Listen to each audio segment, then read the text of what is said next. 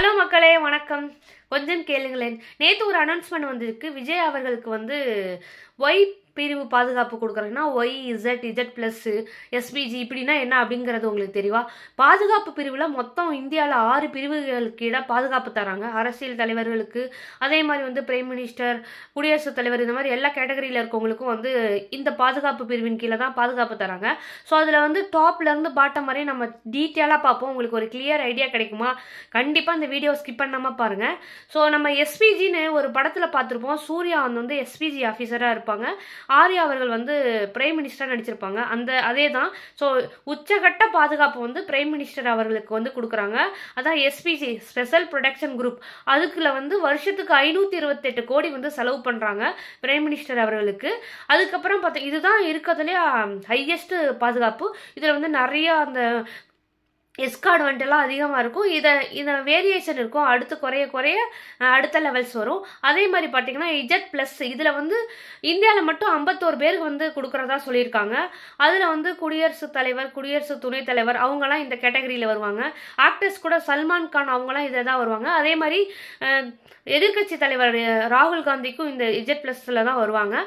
அதே மாதிரி இஜட் பிரிவு பாதுகாப்பில் இஜட் பிளஸுக்கு எவ்வளோ செலவு பண்ணுறாங்கன்னா 32 லட்ச ரூபா, 32லேருந்து 34 லட்ச ரூபா செலவு பண்ணுறாங்க. அதுக்கு அடுத்த கேட்டகரி பார்த்தீங்கன்னா இஜட் பிரிவு பாதுகாப்பு. இது மினிஸ்டர்ஸ்க்கெலாம் கொடுப்பாங்க. அமித்ஷா இருக்காங்களா அவங்களுக்கு, அதே மாதிரி இங்கே மத்திய அமைச்சர்களுக்கெல்லாம் கொடுப்பாங்க இஜட் பிரிவில்.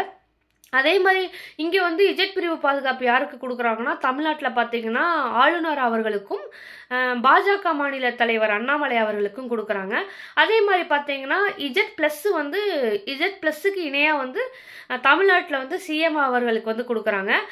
இந்த இஜட் ப்ளஸில் 34 லட்சம் சொன்னோன்னா இஜட்டில் இஜட் பிரிவு பாதுகாப்பில் 16 லட்சம் ரூபா மாதத்துக்கு செலவு பண்ணுறாங்க.